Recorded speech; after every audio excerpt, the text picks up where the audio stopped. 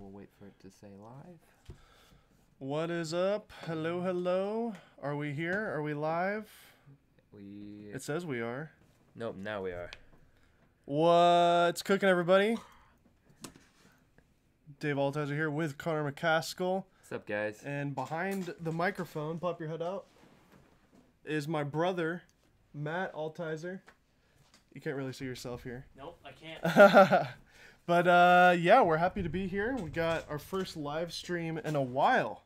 Yeah, the last one we did was with what was the last live stream we've done? It was with Zach. Okay, that's about right. 2 weeks ago.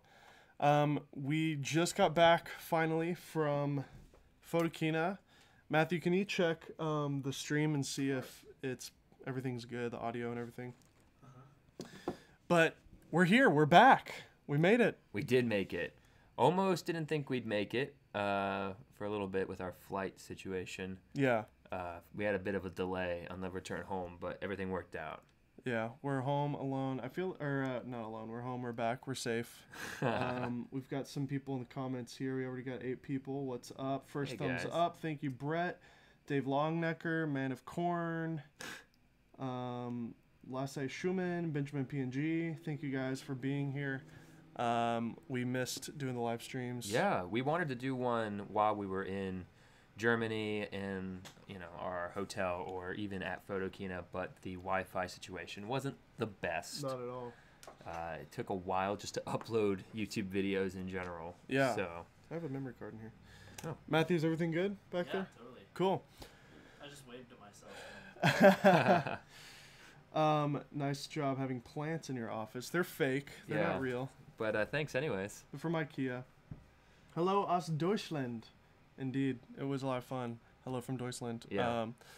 Yeah, so we made the journey from America to Germany Mm-hmm. for Photokina 2018. That's right. It was a lot of fun, and we're here to talk about our experiences, the things that we saw, Yeah. some of the highlights. People And we met. if you guys have any questions at all about the event, if there's any cameras that came out that you have questions about, make sure to let us know in the chat by doing @Kinotika. That's kind of the thing that we like to do here. Just do @Kinotika and then ask the question.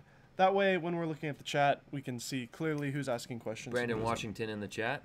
What's up, Brandon? What's up, man? Thanks, dude. Dude. Appreciate Thanks. it. Yeah, thanks for the kind words. We did make it back safe. Barely. We were stuck in Germany for 7 hours longer than we needed to be. We were just in the airport. Yeah. It was a 7-hour delay, so that wasn't fun. But From the time we started our journey back home to when we actually landed, it was 26 hours, yeah. roughly. So So we're still recovering.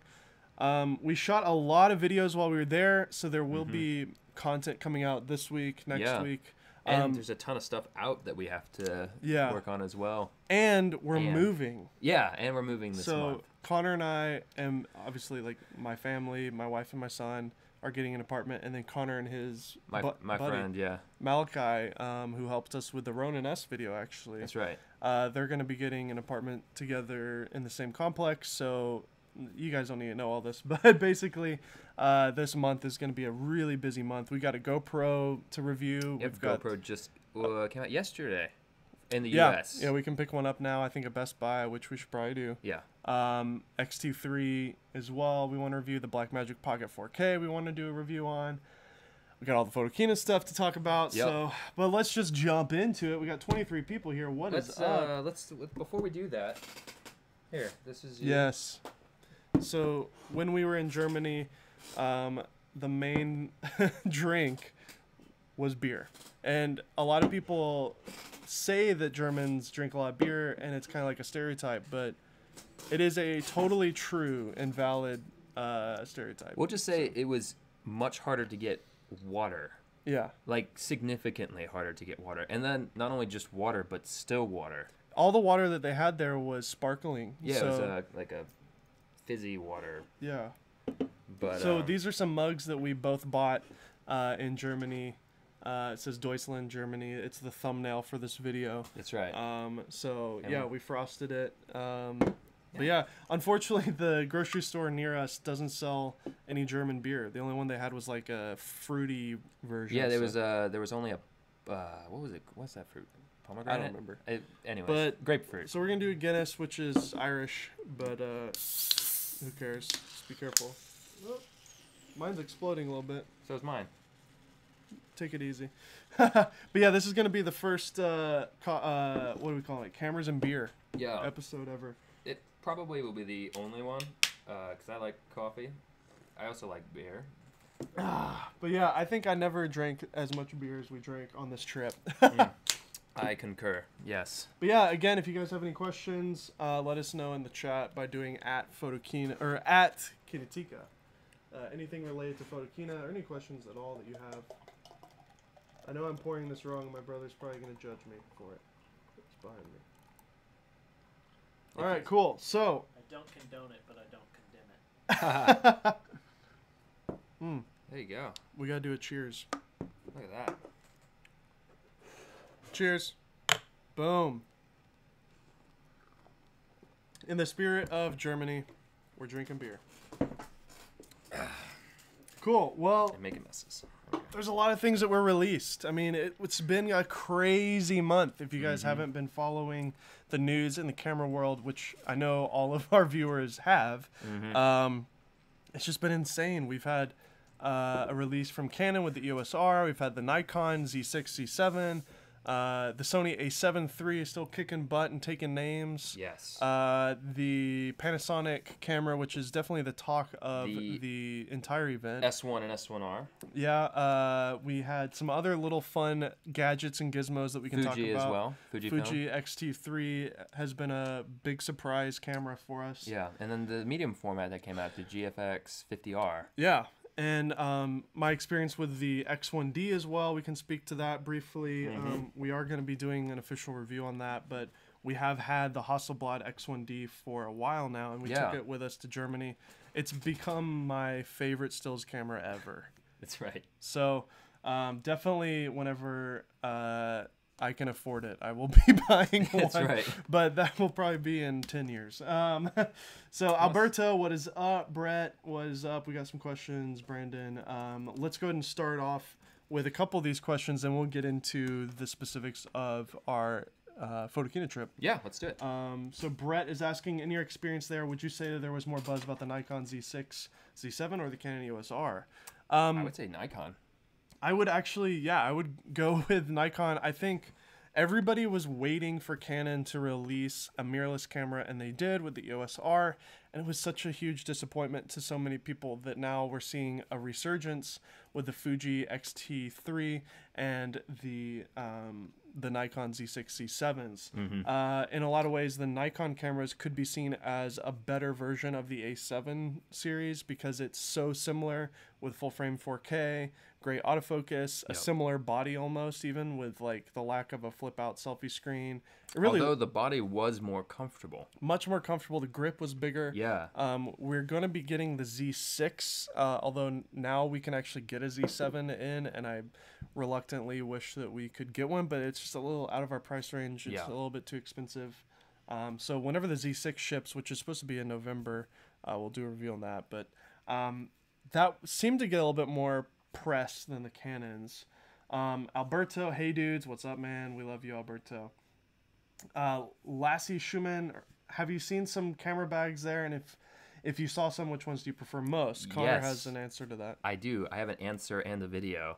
I actually did one review for my own personal channel, and it was the Think Tank 180 rotation Horizon 38 liter back. It's a long name. Put your beer up here so everybody can see it. Well, I like to reach it, but all right. Anyways, it's a new backpack that, newish backpack that Think Tank released, and it really pertains well to me because it is like a combination between a hiking and a camera backpack.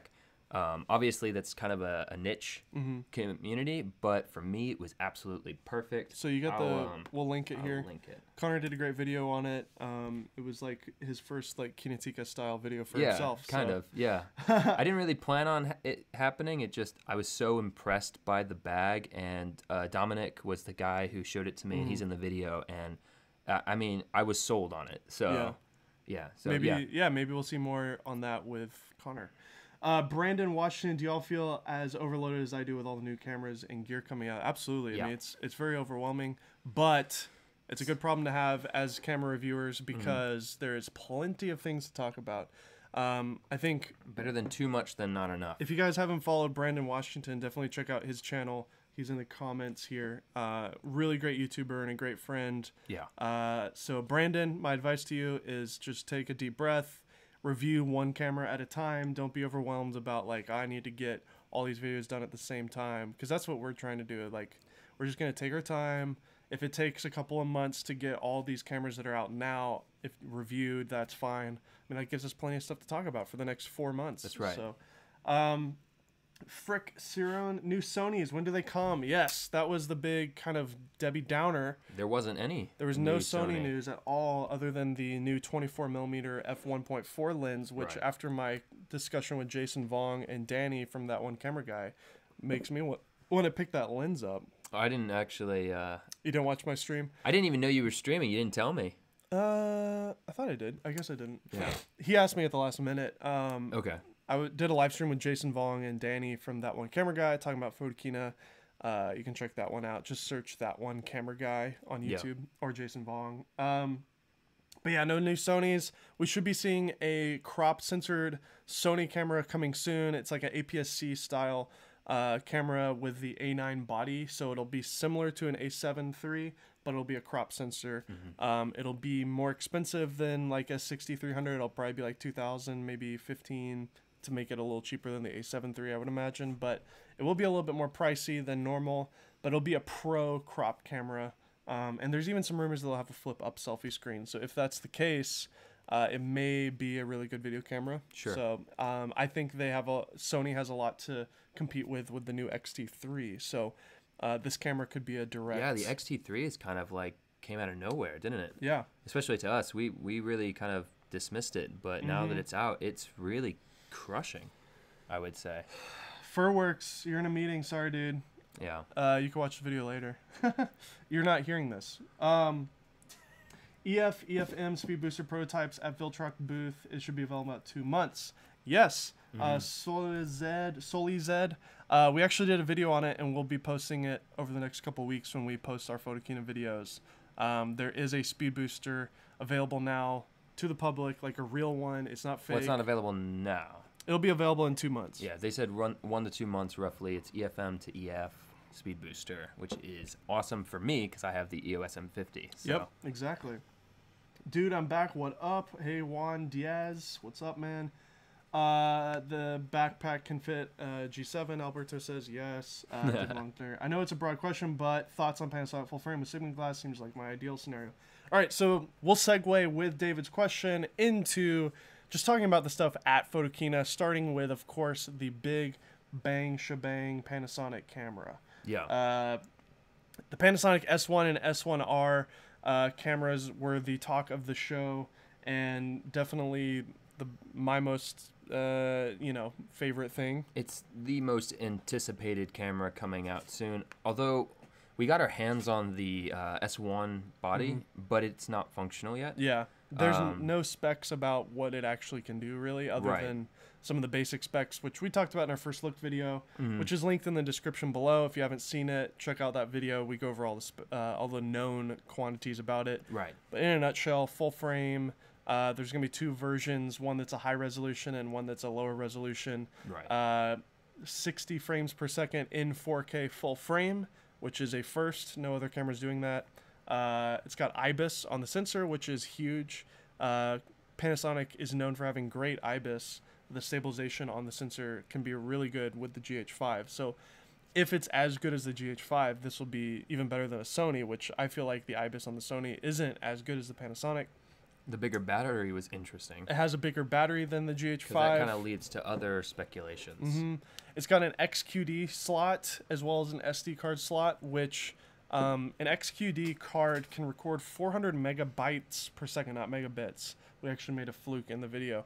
It's megabytes per second, which means that you can actually record like some serious stuff on there. You can record RAW, you can record 10-bit easily. So that kind of leads to the question, will it be able to do that? Well, yeah, there were some talks at the event with just kind of people rumbling around and saying like maybe this will do RAW, maybe it'll do like a 10 or 12-bit recording. So that is a huge plus. To answer David's direct question though, I think Sigma. So just to put it all in a nutshell, Sigma, Leica, and Panasonic are working together to create this new L mount system. It's a Leica mount that was used on the SL, and I guess they'll continue to make that. Maybe an SL2 one day with new lenses. Leica already has a bunch of lenses that'll work on it, but they're super expensive, like $3,000 to $7,000. Right. Because it's a Leica, that's just how it is. But there were 8 Sigma lenses announced with 14.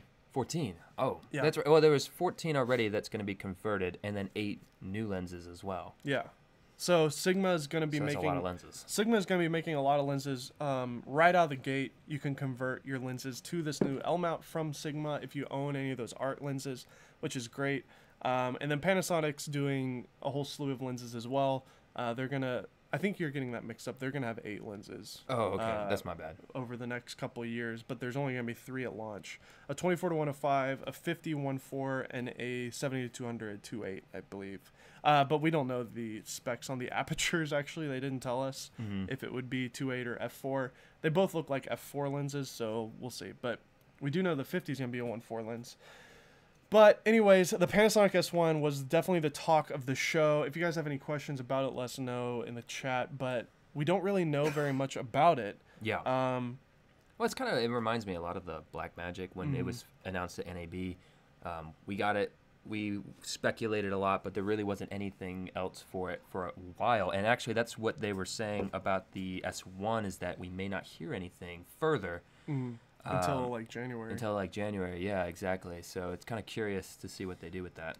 Yeah. And there's also not even a release date. They only or just price. say or price. They just say 2019, early 2019, so maybe March.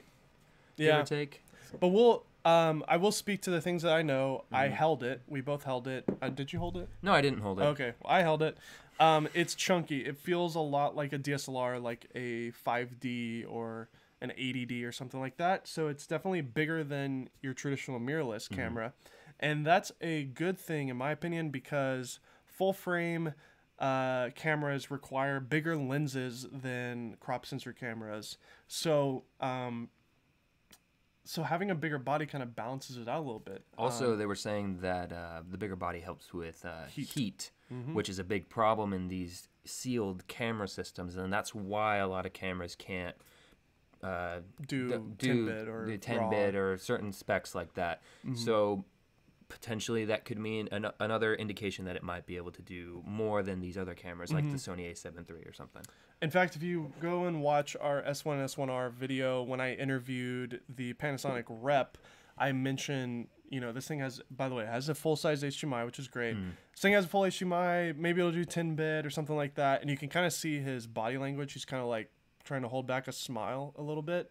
So I am just speculating, but I feel like it might do more than what we're guessing. I think it might potentially do like a ProRes RAW out of the HDMI into the new Atomos Ninja 5, which would just be insane. And if the Panasonic did a ProRes RAW out, it would really make that camera like the best kind of mirrorless video camera. Yeah, because nothing else can do that, so nothing else really competes with it in that way. And Canon and Sony will never do it because they have a whole line of cinema cameras, but Panasonic does too. I mean, they have the EVA 1. Yeah, but Panasonic has a better reputation of like giving us what we want, I guess. Yeah, exactly, for videographers especially, except for a flip out screen. They didn't except for the flip out screen. Yeah, that was weird. So the Panasonic S1 and S1R have a flip out screen that kind of it flips up and then it they call tilts. it a very angle and screen. then it tilts for portrait, but it's not out. It's just like the Fuji X-T3. Yeah. And it, my Sony has a similar type of setup, and the Nikon has a similar setup. I know that there are people that actually do like that type of setup. We were talking to a guy named Dan Chung who he was like arguing with us about like why he prefers that. But he's a character. I just think that he was great. I just think that most people want a flip out screen. I saw it in the comments on the video. Almost everybody like who was complaining about it was like, "Why is there no flip out screen?" So there is a petition that you can sign on change.org. Although we did talk to the Panasonic rep again because we bumped back into him, and he said it might be too late to change it at this point. We could be wrong. Maybe they could change it still. They obviously have the technology to because of the 5 and 5S. Yeah. But who knows? It could be too late. I know. That's the weird thing is the GH5, the G9, all those cameras have a flip out screen, selfie screen, and we all just assumed that it would. So, anyways, if you guys have any more questions about it, let us know. The mount, the L mount is a great thing. I mean, the fact that Sigma, Leica, and Panasonic are making lenses, it's just going to be a great system. Yeah, it's going to really help the lineup and strengthen that kind of ecosystem. And they're all native mounts. So, like, what are you doing? you can walk behind us. It's chill, man. My brother just had to leave, so he was trying to crawl out of here. Yeah, he like a army crawl or worm wiggle or something. But yeah, like the EOS R and the Nikon Z6, they're only shipping with like 3 lenses and adapters. Right. And you can use an adapter and it'll work great, but that's just not something that you want to do. You want to have native glass. So moving on to something else from Photokina, but in the meantime... Let's talk about Kipon.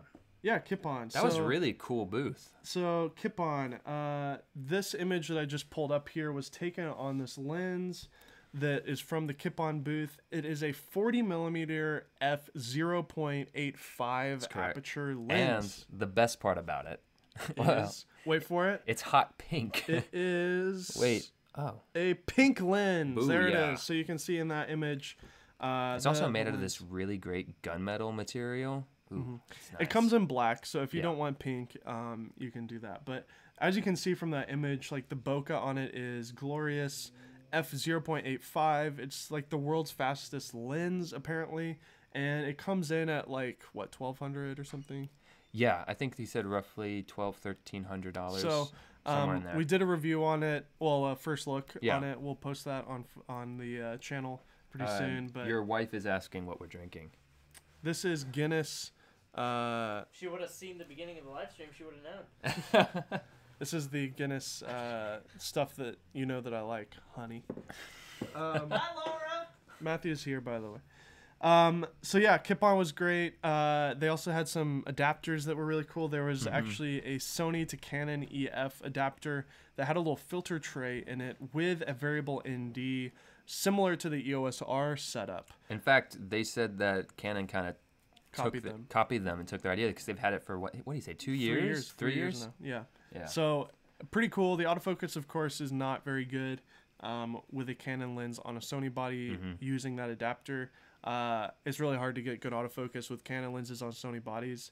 But if you're mainly shooting manual focus for video and you want to have ND built in, it's a great option. So we got to meet some people at Photokina, and I wanted to bring that up. Sure. We met a guy named Andrew Reed. He is from EOS HD. He owns that forum, that website. And he's a character.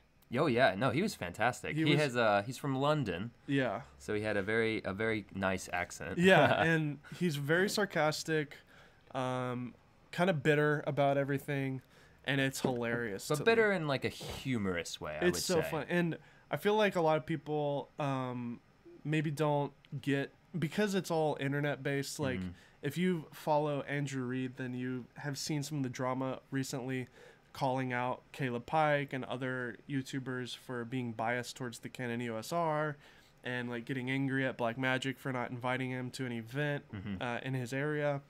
And like the guy's just kind of a troll, like, and he admits it. Yeah. Like he's a troll in a funny way. It's all about being punk rock and being entertaining. I heard him say that a lot. He's like, YouTubers and journalists just need to be more entertaining. Like, it's not, we're not here to please the camera manufacturers. We're here to generate an audience and just have fun. Yeah, we're not here for them. We're here for our audience. Exactly. And he's like, if I piss off a camera company, then who cares? Like, as long as I have a good audience, like that's all that matters. But I do think there is a fine line there, and we do want to sort of please those people so that we can get new cameras to review, there's a nice balance there. So, which leads me to the second guy that we met, Kai W. If you guys aren't aware of Kai W, then you definitely need to check him out. If you haven't, I would be surprised. Yeah, we made his vlog, his Photokina Yeah. vlog. So Kai W did a Photokina vlog, and we're actually in it at the end. I don't actually say anything, but you'll see me stand. Did I say something? You said something. I don't remember. But he's really the only guy that I've ever really fanboyed out about. was There's funny. a picture of a selfie with me and Kai, and we were just walking around the show, and there's a picture of me and Andrew Reed from EOS HD.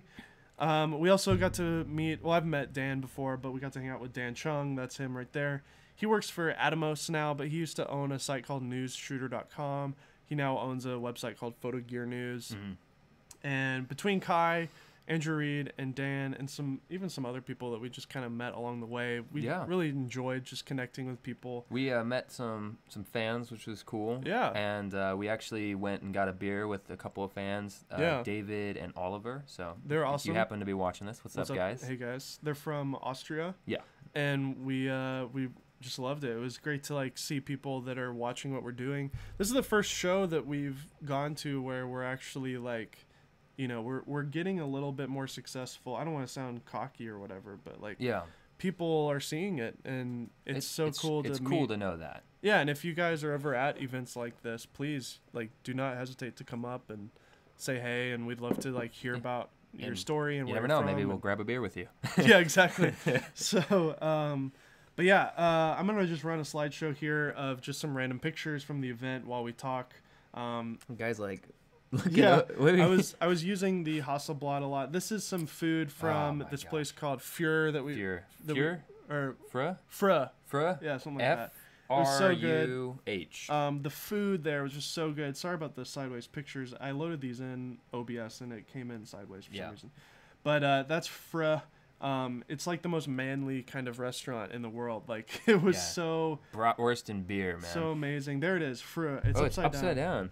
I don't know why this is happening. We got to figure out OBS. There's always some sort of a problem, isn't there? Yeah, potato stream is what Jason and that one camera guy was saying. This is us at the airport, just getting there and stuff. But we just had a blast. The event itself was a lot of work. We were staying up late, working hard. But man, it was a lot of fun. There's XT3. That's actually Andrew's XT3. That's a cathedral in Köln or Cologne. We call it Cologne, but it's actually Köln, Koln. Yeah. I don't know why we changed the name. That's me and Andrew at the Kip-On booth, checking out the lens. He was really fascinated with it. That's the beer at the Köln place. I'm gonna link the backpack, the vlog.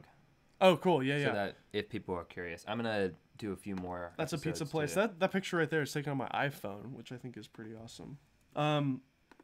So there was actually a moment, that picture is sideways. There's actually a moment where we were worried that we needed to film more stuff, and so we switched everything over to the Hasselblad for video. Yeah. And I'm really glad we didn't use it because it doesn't even record proper audio, and the footage looks terrible. It's so weird because this camera is literally it's the most $7,000 camera. Beautiful stills camera. Yeah. And the video is just garbage. Yeah. So but yeah, I'm gonna go ahead and do that. Cool. So Connor's going to post a vlog, KBTS. When we do events like that, we're going to try to do the KBTS. Connor's in charge of that, so whatever he wants to do is what we do. I have enough to make 2 more episodes, but I might combine it into one just because we have so much stuff to do for Kinotika. But yeah, it seems pretty fun. People seem to like it, so I'll keep doing it. Let's see. I'm just looking through the comments here. Yeah. Hey, you guys are the reason I got the EOS M50. Thanks. Oh, cool. Viet. Hope you like it. Hope we didn't steer you wrong. I love it personally. I have one as well. Yeah, the new Fuji Juan Diaz. The new Fuji is hot. 4K 60 and 1080p 120. Oh my gosh. Yes, please. The XT3. I want one so bad right I know. now. I actually in a lot of ways feel like it could be an upgrade from even people who have an A7 III. If you don't need full frame and you don't need IBIS. Yeah. I really want one just because remember what we were talking to Andrew about with the whole camera that inspires you? Yeah. Do you want to touch on that? Because sure. He was talking more to you than to me in this instance, but I was listening quite closely. Yeah, so I was, carrying around this Hasselblad with me, and I love taking pictures with it, and it's really fun, and the images that come out of it are just gorgeous. Andrew Reed has the Fuji version of this camera, basically the GFX 50S. Yeah. And it's big and a little bit cheaper than this camera, but and we were talking about using a camera that inspires you to create is really important because we're artists, like first and foremost. And if your camera just doesn't inspire you to create, it's not enjoyable to use, then that's as much of a reason to get a certain camera. That's one of the reasons why I kept my 1DC for so long. I love the image. It was a reliable tool for me for the most part, but and I do like my Sony a7 III a lot, but it's a little bit more of a workhorse kind of a tool. And you kept saying all the time how your 1DC had that mojo, that's something special that he couldn't put words to. But I do, I haven't really seen an image out of that I hate. Right. I mean, the a7 III's actually been pretty impressive. It does a great job. But yeah, the XT3 has a lot of mojo to it. The film simulations are great, and it's a great price, $1,500. Not to mention it looks fantastic. Yeah, it looks a lot like your Leica. Yeah. Right here. Yeah. Yeah, Fuji's been crushing it with that for 10 years now. Right. But they haven't really done any good video stuff. So let's move on to another thing from Photokina. Again, if you guys have any questions, hit us up at Kinotika in the chat, and then we will address those questions. What else? What's another? So Canon EOS R, we could speak to that. Yeah, I'm kind of funny. We ran across this cool camera store. First day, we were just walking around in the downtown Cologne, and we were like, "Oh, there's a nice little camera." We don't have cool camera stores in Nashville, Tennessee, so it was refreshing to see. And we walked in. There just so happened to be a Canon camera rep inside, and they had a EOS R. They had an EOS R just there, sitting there. So we shot a video. We weren't expecting to do it, but we had my iPhone 10, and we just pulled out and shot a video on the iPhone 10. If you guys haven't seen it, it's on our channel, EOS R First Look. Yeah. And I will say, hand holding it and putting it to my eye and holding it and just kind of touching the buttons feels good. It's a really well designed camera. It's got a good grip to it. I mean, that's the thing with Canon. You do expect those things from them. You expect that it feels good. You expect the autofocus to be snappy. That's just what Canon does. And I would reluctantly use it if I got one for a while, but I could see myself liking it as a tool. There's a lot of things to like. Canon Color Science for one. Yeah. Flip out selfie screen. Of course. Dual pixel autofocus. Full frame 1080p, that looks good. The 4K is cropped, but you can work around it with, using special lenses like the Sigma 18-35 or the Tokina 11-16 for a wide angle. It sucks that you have to work around it like that right now. I wish that it was full frame 4K, but at the end of the day, if it's creating crispy, good looking 4K, who cares? Were we talking to Dan maybe about this, where he was saying that how Canon seems to work is, they would much rather their camera be, because Canon has always been reliable. Like you pick up a Canon, it's just going to work, right? And that's the reason why they're not necessarily adding in all these features that maybe they could. Yeah. Because in the end, they would rather the camera work 100% of the time than 95% of the time, but have a feature. Could be. That's speculation. Could also just be protecting their cinema cameras, which is also very likely. Well, I think they're kind of put in a corner a little bit because Sony is just killing it. Nikon's got a new thing. Panasonic's got a new thing. Even the XT3 is great. Yeah. So I think they just had to put something out, and they're using an old sensor with a 5D Mark IV sensor, which is I think a 3 or 4 year old camera at this point.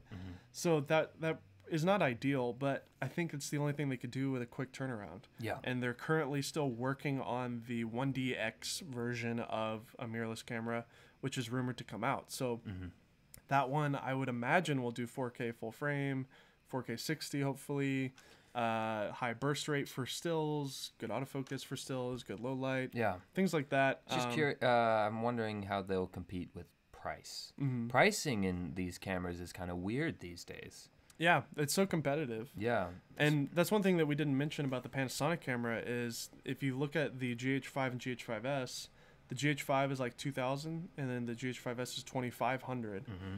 So that means that this full frame Panasonic is going to have to at least be 3,000 or 3,500 for the base. If it does, and then 4,000 or more for the resolution one, the high resolution. If it does everything that we are asking of it, because we're basically asking for a full frame GH5, right? Yeah, exactly. And so but then again you have the Sony, which is priced at a stellar $2,000. I know, and then even the Fuji, which and even is the Fuji. 15. Right. The Fuji is basically like a APS-C GH5S because it doesn't have IBIS on the sensor, but it does 4K at 60, it does 10-bit, it has great color, dual card slot, things like that. The battery life isn't as good, but if you get the grip, then you'll be okay. So. Right. But yeah, so the EOS R, the lenses, somebody's asking, Steve Carpenter's asking, how did you like the EOS R lenses? I got to play with the 50mm f1.2, and it's big and heavy, but it balances pretty good on the camera, so it wouldn't be that big of a hassle to use it. There's obviously no IS on that lens, and the camera doesn't have IBIS, so that's a big problem. That's one of the things that is great about the Nikon, the Panasonic, and the Sony, is you're going to have IBIS on the sensor to stabilize everything. However, the 24-105 f4 is really good. I think it's the perfect balance of size and then stabilization. It's got IS on the lens.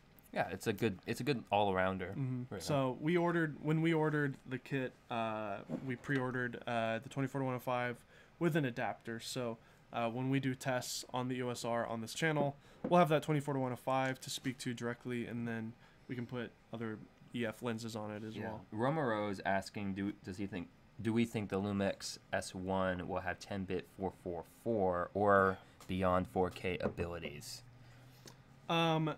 I don't think it'll be beyond 4K, but I don't think it'll be 444. Right. That's one of the things that we were speaking to with Dan Chung from Atomos. He was describing how complicated it is to internally record high bit rates. Yeah. And we don't want to go into the boring details of it. But basically, he said the workaround is to do what Panasonic and Fuji is doing, which is H.265 10-bit 420. Or in the GH5's circumstance, it is a 422, but it's a really crazy compression that is really hard to play on your computer. So you're always going to have better luck going into an Atomos recorder, going to ProRes, and that's something that the camera manufacturers hopefully will continue to do, is give us a higher bit rate out of the HDMI. We are going to get a Ninja 5 in for review soon, so stay tuned for that. We have a lot of stuff to talk about. Yeah. But I think overall, the EOS R with a external recorder on it doing 10-bit 4K with Canalog, I mean, it's a serious practical tool. And if somebody makes a speed booster to fix that crop, which I can see somebody do, it's a good camera. Just as a reminder, make sure all questions, if you want, or if you're talking to specifically us, is at Kinotika. That way we know it's for us and not for you guys answering each other. And thank you, Steve, for talking about the like button. I have never called that out with our live streams, but if you guys don't mind, hit that like button. It really helps the channel with our growth and shareability and stuff. So moving on to Nikon, we did get some hands-on time with the Z7 and Z6 backstage. We got to meet one of the Nikon reps, who's from, I think he's from Germany, right? Or was he American? No, I thought he was. He was American. I think he at least spoke with a good English accent or American accent. I don't remember. I think he is American, actually. Doesn't matter.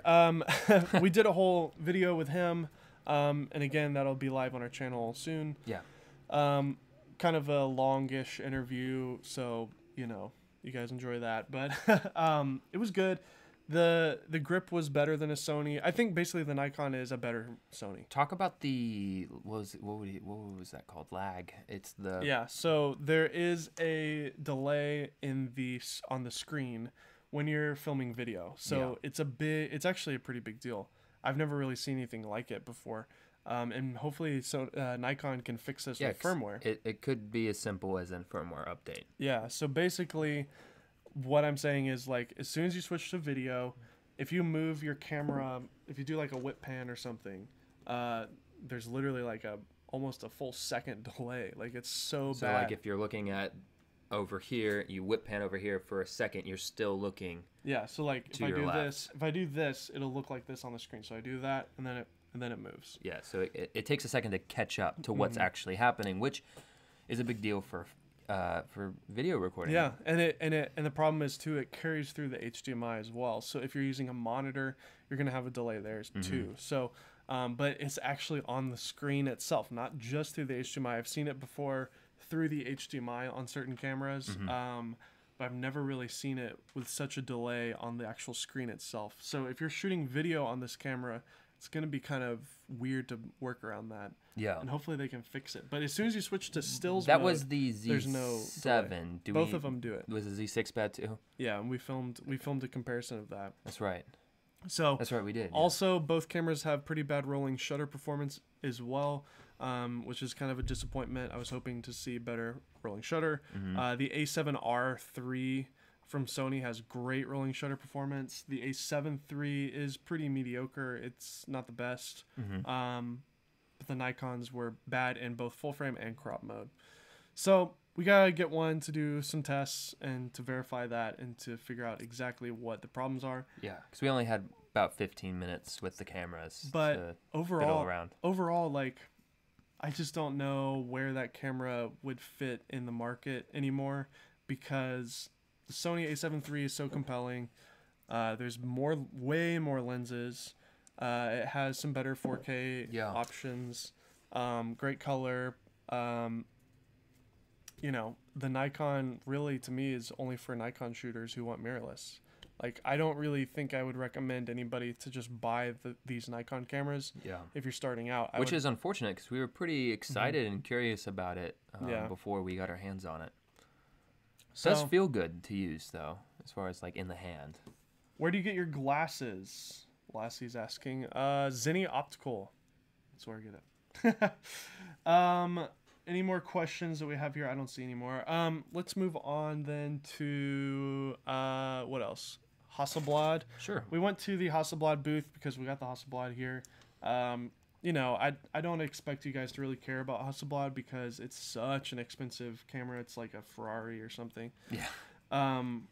But it's cool. They have a new 80mm, which we reviewed already. And the 65 as well. And a 65, which I want to get into review, because 65mm on this sensor is a 50mm equivalent. So that is kind of the perfect like walk around normal lens. This lens is really good too, the 45, because it's really small and lightweight. So I do like the 45 a lot, which is like a 35. And then there's a 100mm as well, I think, or something like that, like a telephoto. So Hasselblad is expanding their lens lineup. If you had $10,000 to spend on a camera, then I would recommend it. Yeah. If you don't have $10,000 to spend, then I would definitely say go with a cheaper camera system. But there's something special about Hasselblad that is just really unique, and the image quality is just great. Again, guys, if you have any questions, hit us up at Kinotika. We're going to go through the comments here and answer any questions that you have. Yeah, here's a picture of the EOS R.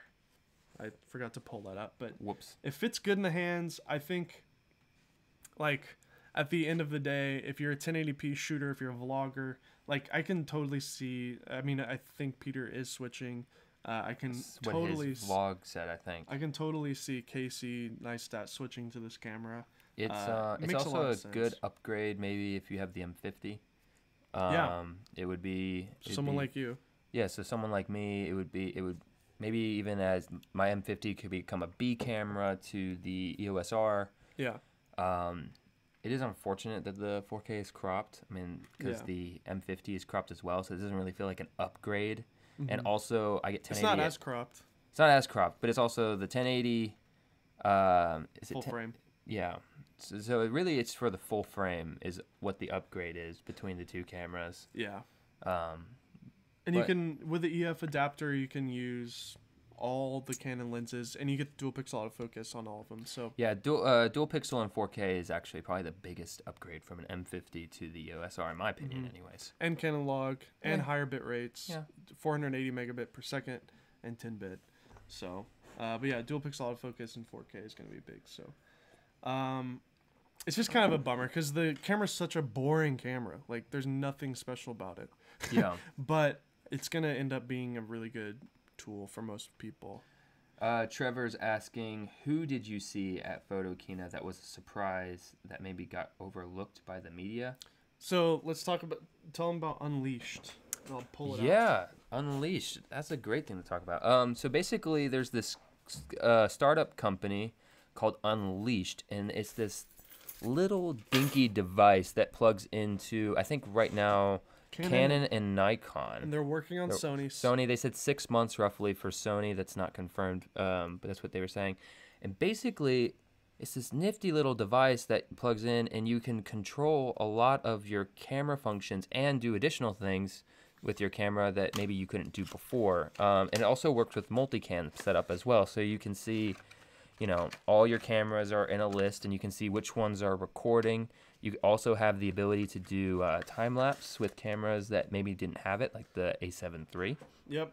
Which is cool, although that's again coming in like 6 months. And then and not only can you do time lapse, but you can do a lot of different special types of time lapse features that a lot of the built-in camera apps just don't do. So like you can do speed ramping, you can do a flicker-free type of time lapse. Yeah, it's so really in-depth. the flicker-free thing was pretty cool. So basically, if you set your camera to auto and you take a time lapse of a sunset, let's say, the exposure is always changing. You know, everything's changing, and so when your camera auto changes it, it kind of flickers for some reason. And basically, this thing has it to where it's at a consistent rate changes. Like, what does it change? Help me out. I'm kind of losing my train of thought. Shutter and stuff like that. Basically, it helps you not have flicker. Yeah, it just changes it more consistently at a consistent rate instead of relying on your camera to kind of try to figure it out on its own. So he wanted to give us a Nikon version because it's a lot cleaner and nicer.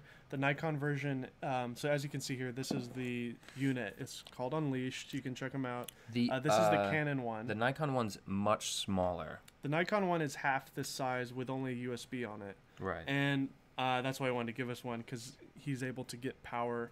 They didn't want to put a battery in here, so they're having to get power from the camera to use it, which is pretty ingenious. Unfortunately, with the Canons, they have to get power through the HDMI port. So this one here has both an HDMI plug and a USB plug, which will work on a 5D4 and a 1DX2. So I'm going to get my hands on either one of those cameras and do some tests with it. The only problem with it is it does not send a live view image to your phone, so you're not able to actually see your screen. So like for the 5D4, for example, there's no flip out screen. So if you're using this to control your camera and it's plugged into the HDMI for power, then you're not going to be able to use a monitor either. So you have to use two apps, basically.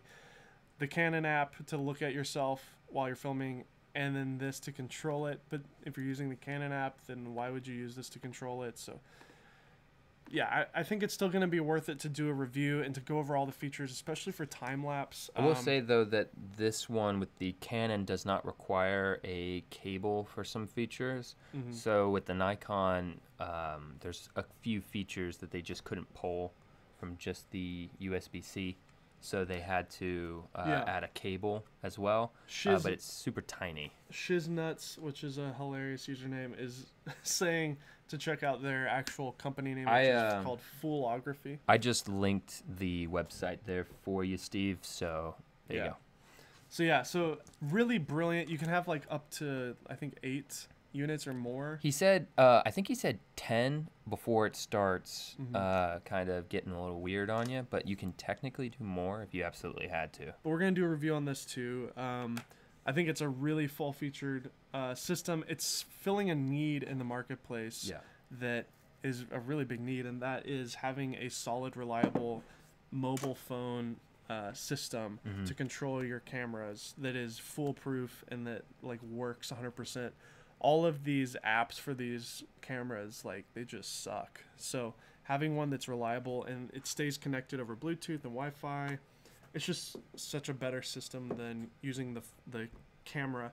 You know, like with the camera, you have to go into the menu and turn on Wi-Fi and then connect it. Basically, all you gotta do to use this is just plug it in and turn on the app. Like, you don't have to do all this connecting. It is really that easy. You just showed us it just plugs in and it turns on. And also, it was really cool. Like, say you started your time lapse, you know, with this device, and then you could turn off your phone, walk away, and come back, and it's still working. Yeah. Without it being connected to your device, your phone. So yeah, it's really good integration. So that's kind of one of the big underdogs of the event. Really brilliant guys from Photography, and I think they're from Germany. Right? Or they're from... I think they're from Germany. I think he said Berlin. I could be wrong. So Fuji had a new medium format camera that I love. Yeah, the 50R. If I'm not able to convince Hasselblad to let us keep this for forever, I think I would like to pick one of these up. The Fuji GFX 50R. We did a first look video on it. It's live. It's one of the few videos that we did while we were there. Yeah. And it feels like a VHS tape, is what I told Connor. Yeah, and it looks like one too, a little bit. Which is cool, like if you like that 90s vibe. Yeah. It's using the same sensor as this camera here, except it has way more kind of pro features like a joystick for your autofocus. This doesn't have a joystick. Faster burst rate, faster autofocus, a flip out vari-angle screen, more buttons and things that just help you get the job done. And so yeah, I think it's going to be a pretty practical, and it's cheaper than any other medium format mirrorless on the market. I say cheaper, it's still expensive. It's still $4,500, but it's medium format. It's medium format, and that's kind of the next frontier. I feel like over the next couple of years, we're going to see more and more medium format cameras, which is great because there is just something about that image being bigger than full frame. It's just so special. It's massive. Yeah, it's so special. And Fuji also announced a 100 megapixel medium format camera coming in 2020. It'll have IBIS on the sensor, which is insane. So it's actually a stabilized medium format sensor. 100 megapixels, sorry, with phase detect autofocus as well. So it's going to be much better for autofocus and 4K video. So 4K medium format, IBIS, phase detect. This could be like the perfect camera. So I am excited about it. It looks like a 1DX. Like, it's big and chunky, but that's not a problem. It looks like Fuji's version of the 1DX anyways. This product is very similar to Full Control for RED cameras. That's right. Yeah, Full Control is a really great app. It's a third-party app, but it's like $300 or something. But yeah, this thing is not quite 300. What was it? It's not much. I think it's like 150 or something. 150 roughly. Yeah. We'll get prices right in the actual review. Yeah. What else? We could talk about the editing software, the Lightroom-esque software. Are you talking about... what's the name of the company? That we talked to. Luminar. Yeah, Luminar. Yeah, so we met with the guys from Luminar. I forget the name of their like the actual company, but Luminar 2018 is an app that's like similar to Lightroom. They want to work with us and basically kind of be. They want to just like offer the program to you guys at a discounted rate, and they wanted to partner with us with it. I'm still using it and still learning it. I haven't really gotten into it. I would love to get off of Lightroom. Skylum software, yeah. So, yeah, we'll probably talk about that a little bit. I'm going to be honest about it. I don't know if it's going to be better than Lightroom. They're saying that it's not really a replacement for Lightroom. It's like an additional app that can do better organization. It can do some better effects and presets. There's some really cool stuff like a golden hour preset or like a light flare. I'll link their website as well. So yeah, we talked to them, got to meet them, and that was cool. So, what else? I don't know. There's a lot of stuff happening. Yeah, I can't really think of anything else that was like big standout at the show. Again, if anybody missed our Panasonic S1 S1R roundup, you can check out our first look. And then we also did a top 10 video that seems like nobody saw. Yeah, that's weird. The main first look video has like 30,000 views or something. Right. And then the top 10 video, which both Connor and I think is actually better, is like not doing as well. It's I'll link that one. 1,500 or something. Oh, it's at 3,000. That's good. But yeah, that one I go over some more specifics, details that I gathered later that day, and just kind of round it all up. So if you want a quick, easy roundup of the camera, check out the top 10 video. We just linked it. So, well, do you think it was worth it to go? Yes, I would say so. I would say even, we got some first looks at some cool new products, which was great, especially the S1. I mean, obviously that was like the Black Magic equivalent for NAB. But more so than anything, I think it was just cool that we got to meet all these people and connect with, it's not very often that you get to just meet CEOs of companies, Yeah. Like, that's something special that we got from that, we're hoping to build connections with these companies and maybe get products that way. Yeah. I mean, we got this here. So, exactly. And then Atomos is going to be sending us a Ninja 5 for review and things like that. So. And we've talked to other companies that maybe will be able to get like the Fuji potentially. We don't know. But I think in all respect, what do you think? I think it's worth it. Yeah, I think it was totally worth it. It really was like NAB, but except for photo stuff. Really big convention, a lot of people. I think overall being in Germany was good and also hard at some points. Like the language barrier was pretty serious at some moments. The money barrier. The money situation was awful. Like most places in Cologne do not accept credit cards. It was a smaller city, so that's probably why. Yeah, because we ended up talking to some people that like are in Munich and Frankfurt, and they said, "Oh, they take cards." Yeah. But yeah, like the taxi had to basically call a number and then read my credit card number over the phone to somebody, and then they would charge my card. And then a handwritten receipt too. And they had to charge me $2 extra as well because it was a card, and it was just a pain in the butt. So there was even the big restaurant we went to where we got drinks and stuff, like they were cash only, and it was like a huge popular restaurant. Yeah. So I had to go to the ATM and get cash, and it was just expensive, but at the same time it was also cheap because we actually found the food there was much cheaper than America, and it was better.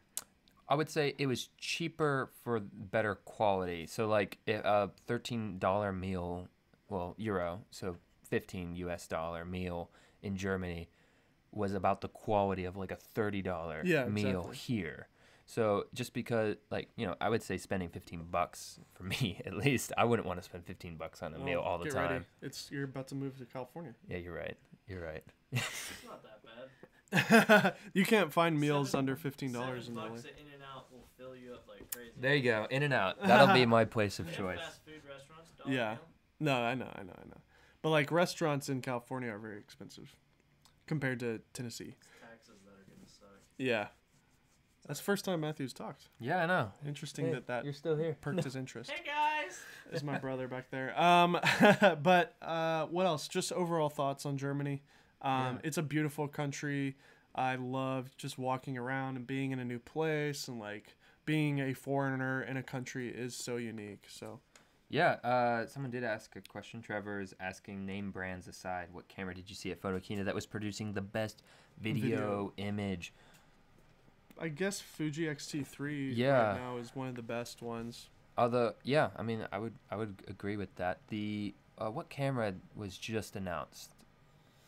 Help me out. It has the Lightroom built into the camera. Yeah, so Sigma, right? No, it's Zeiss. Zeiss. Sorry. I think they're calling it the ZX1 or something like that. That's an interesting camera. It's full frame with a 35mm fixed lens. We were hoping to find them, but they didn't have a booth. They weren't there. They just did like a party press event thing that we weren't invited to. And so it's got Lightroom installed on the camera, which is really interesting.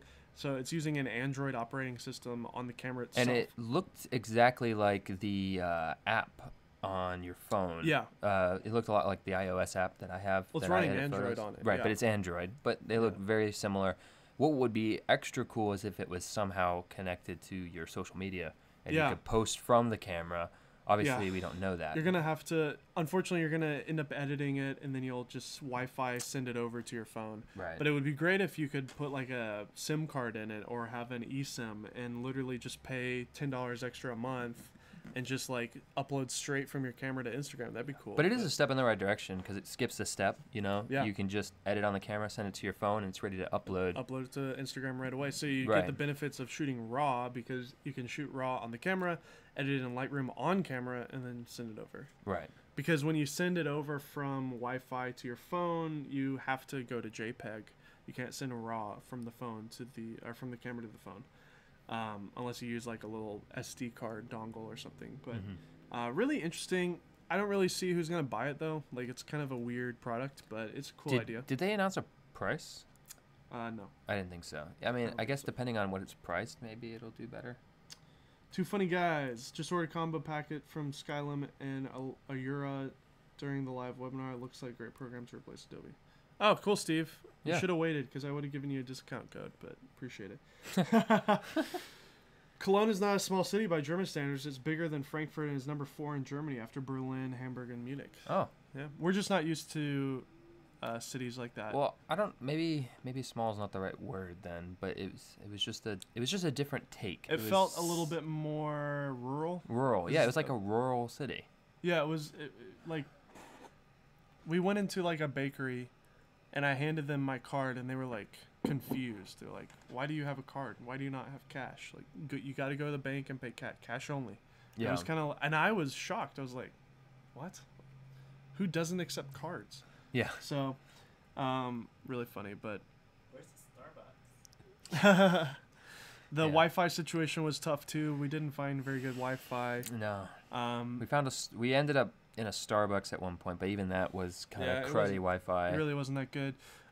Some tips, German travel tips that we learned from Felix, who was a guy who sat next to us on the airplane. Great guy. Number one, water is not free, so you have to pay for water always. They never give you free water. And it's not a lot when you pay for it either. And there's no free refills on anything. Nope. And you do not there's not a requirement to tip if you No. go to a restaurant or get a taxi or things like that, because people are paid more per hour to work there, so tips are only if the service is good. And they said, like, if you're tipping and it's, like, exceptional service, it's 10%. Yeah, Is so the high end. like 10% is literally like, oh my gosh, wow, you gave me a good tip, which I think is just hilarious. Which is, like, if you did that here in America, they'd give you a stink eye. I mean, Yeah. 10% is insulting here. So there's some German travel tips that we learned. But yeah, anything else overall that you want to talk about on our Germany trip? I don't know, man. I think We didn't get much sleep. We were up till 3 a.m. every night, pretty Yeah. much just working, and our internal clocks were kind of messed up too. I'm still not adjusted Yeah, being back still. home. We've been home for 2 days now, Yeah. so. Hopefully this week we'll kind of chill out. We're just going to be editing this week probably, Mhm. although we do need to shoot a GoPro video ASAP. But Yeah. if you guys have any other questions, let us know. Otherwise, we'll probably just close this thing up. Yo, it's been an hour. I think the star of the show was definitely the Panasonic S1 and S1R. If you look in the description below, there's a link to our video if you haven't seen it already. So please check that out and give it a like if you enjoyed it. It's real exciting to see all these manufacturers just throwing everything they have at us with specs and with price point and with just everything. So that's a good thing. Yeah. Not every camera is perfect, but And that might be by design. yeah, there's some. We were talking to somebody that was talking about how, like, I feel like Sony and Panasonic and Canon and Nikon are just communicating to one another, and they say, okay, I'll take video if you take photo. I'll do good autofocus if you do flip out screen. Like they're just like a conspiracy. The cartel. The cartel, the That camera was cartel. the joke. But I don't think that's true. I think eventually we'll get everything we want, and then by that point we'll want 6K Right. instead of 4K. But It's part of the cartel. that's part of the cartel. But yeah, guys, thank you so much for hanging with us. It was a lot of fun going to Germany, and like I said, we're gonna be posting a lot of videos over the next couple weeks. Keep us in your thoughts. We're moving, and it's gonna be tough. So we're packing up all this stuff. We're moving to California, Yeah. Laguna Niguel, this month. This month. The 25th, I think, is when I will be arriving. I don't know when you will. I think you're was trying to shoot shooting around that. But for the 24th. I guess I'll shoot for the 25th now. We could. We need to. Connor is such a planner. I'm just throwing a number out. I don't even know when it is. I think it's supposed to be the 24th. Okay. That's Laura's flight.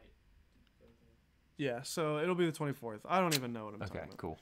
Connor is definitely the planner of the two of us for sure. He kept us on schedule each day. So. Yeah.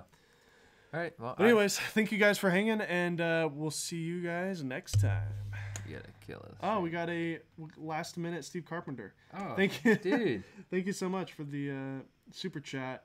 Thank you, Dave and Connor. Great recap of your trip. By the way, when you move into SoCal, we're moving. Like I said, the 24th. 24th is when we should be arriving. We're driving. Yeah. So it'll be fun. It's like a 3-day drive. Thank you so much for the $10. We appreciate bro. you, man. I really appreciate it. Yeah, I'm glad we didn't log off at the last minute there. All right, guys. We will see you next time.